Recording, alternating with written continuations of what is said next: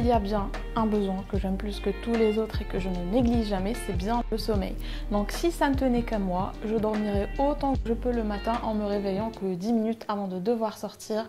Mais je sais pertinemment qu'une matinée chaotique mène vers une journée chaotique. Donc aujourd'hui, j'aimerais vous partager des habitudes très simples qui sont soutenues par des études scientifiques qui vous prendront 0 seconde de plus dans votre routine matinale et qui changeront vos matinées, vos journées et éventuellement toute votre vie. Je sais, moi aussi j'adore mettre 5 réveils et je comprends tout à fait le plaisir quand le réveil sonne et qu'on se dit qu'on a encore 30 ou 15 minutes à dormir. Mais selon le docteur Matthew Walker, qui est un professeur en neurosciences et le directeur du laboratoire du sommeil et des neurosciences, donc quelqu'un qui sait de quoi il parle et qui a carrément écrit un livre sur le sommeil, eh bien c'est très nocif de snoozer sans réveil. Je vous lis un passage de son livre qui explique ça dans la page 437. Bon nombre d'entre nous ignorent que le réveil matin cache un danger plus grand encore, celui de la répétition d'alarme.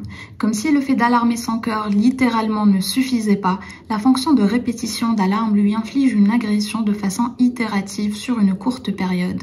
Lorsqu'on pense que le phénomène se répète au moins 5 jours par semaine, on comprend tous les mauvais traitements subis par notre cœur et notre système nerveux au cours de notre vie. Donc vous l'avez compris, snoozer c'est très mauvais pour votre cœur et votre système nerveux et il faut mettre une sonnerie assez douce si comme moi vous ne pouvez pas vous passer d'une alarme.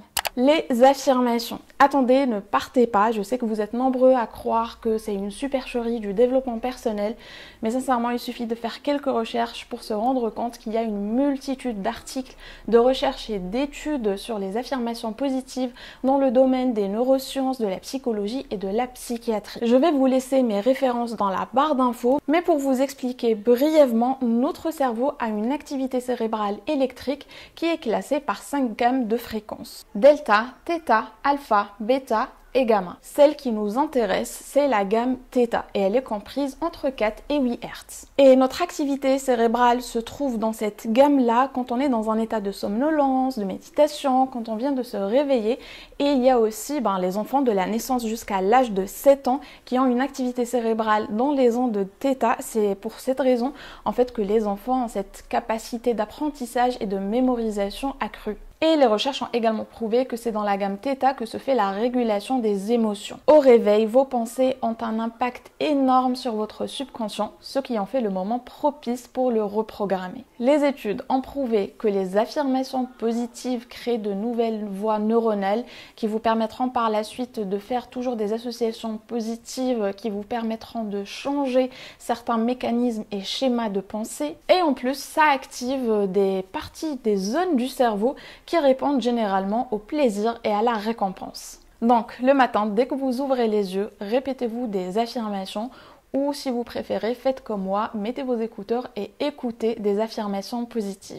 Donc les affirmations positives le matin, ça va vraiment vous aider à réguler vos émotions, à vous débarrasser de vos croyances limitantes.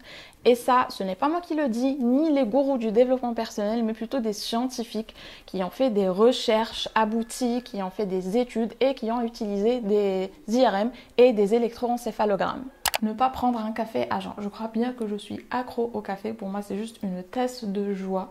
En fait, je ne me sens jamais aussi motivée, de bonne humeur et éveillée qu'après une tasse de café. Mais prendre une tasse de café à jeun, ça a beaucoup de méfaits dans la stimulation de cortisol à un moment où notre corps en produit naturellement. Donc, on aura beaucoup trop de cortisol, qui est l'hormone du stress. Et ça impacte aussi la résistance à l'insuline, entre autres. Il est donc préférable de prendre votre petit café vers 10 h quand les taux de cortisol auront chuté. Et je sais ce que vous allez me dire, oui mais du coup moi qu'est-ce que je vais siroter le matin avec mon petit déjeuner?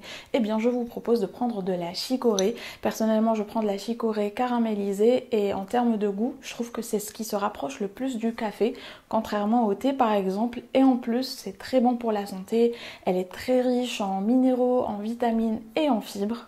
Et ne vous laissez pas avoir par le déca. Décaféiné, ça ne veut pas dire 0% de caféine, mais plutôt 15 à 30% de caféine.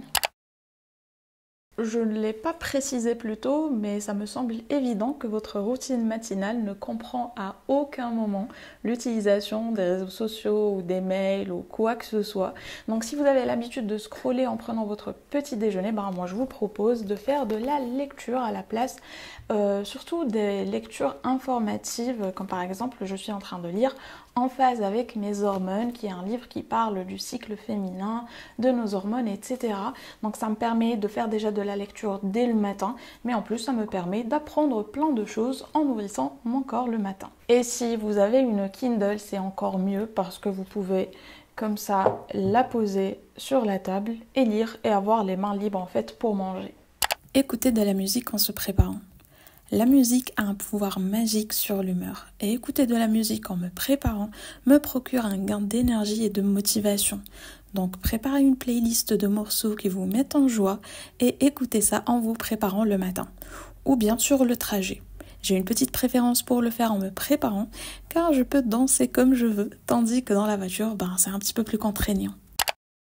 Vous pensiez vraiment que j'allais vous faire une vidéo sur les bonnes habitudes sans vous parler de méditation? Donc oui, évidemment qu'il faut méditer le matin. Et je trouve d'ailleurs que c'est l'idéal car de nombreuses personnes ne trouvent pas en fait, ou plutôt ne pensent pas à trouver le temps de se poser durant la journée pour méditer.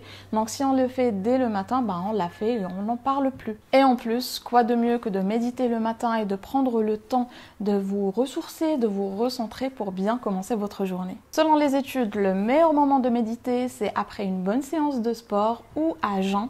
Donc si vous faites du sport le matin, vous méditez juste après votre séance. Et sinon, vous méditez juste avant de prendre votre petit déjeuner. Comme vous avez pu le voir, vous n'avez pas besoin de vous lever à 5 h du matin pour avoir une bonne routine matinale. D'ailleurs, vous pouvez garder la même routine que vous avez aujourd'hui et rajouter juste 5 minutes pour la méditation parce que les autres habitudes dont je vous ai parlé, vous avez besoin de 0 secondes. Par exemple, les affirmations, vous n'avez pas besoin de plus de temps, sauf si vous allez les écouter, donc peut-être 30 secondes pour mettre vos écouteurs et chercher une vidéo sur YouTube. Pour écouter de la musique en se préparant, c'est pareil, juste le temps de mettre ses écouteurs et de lancer sa musique sur son téléphone. Pour ce qui est de la lecture, juste le temps d'aller chercher son livre. Pour ce qui est remplacer le café par la chicorée, pour moi c'est carrément un gain de temps. Étant donné que j'utilise des grains de café, donc je dois les moudre et mettre le café dans le presse et puis attendre que ça monte et tout. Tandis que si j'utilise de la chicorée, c'est instantané. Donc voilà, sinon la méditation, oui, vous pouvez méditer 5, 10, 15, 20, 30 minutes, c'est comme vous le voulez. Donc si vous êtes débutant, bien entendu, commencez par 5 minutes et par la suite, vous rajoutez de plus en plus. Donc vous pouvez transformer votre routine matinale absolument sans avoir à vous lever plus tôt. Donc voilà pour notre vidéo, j'espère qu'elle vous a plu, j'espère surtout qu'elle vous sera utile et que vous allez pouvoir intégrer comme ça ces petites habitudes qui vont vous booster dès le matin, qui vont vous donner comme ça un petit peu plus de motivation, peut-être vous mettre de bonne humeur et qui sur le long terme, vraiment croyez-moi parce que ce fut le cas pour moi, vont changer votre vie. Donc nous on se retrouve la semaine prochaine pour de nouvelles vidéos. Je sais que depuis la série de fin d'année que je vous avais faite, j'ai disparu et c'est tout simplement parce que la caméra ne fonctionnait plus. D'ailleurs celle-ci c'est une nouvelle caméra de mon conjoint, donc si vous voyez une différence de qualité, n'hésitez pas à me le dire, ça me fera plaisir, ça lui fera lui plaisir surtout. Et si vous me voyez faire des trucs avec mes mains en bas, c'est parce qu'il y a ce chat là qui est en train de me mordre quand vous le voyez. Allez, dis bonjour, surtout dis au revoir et on se retrouve la semaine prochaine pour une nouvelle vidéo.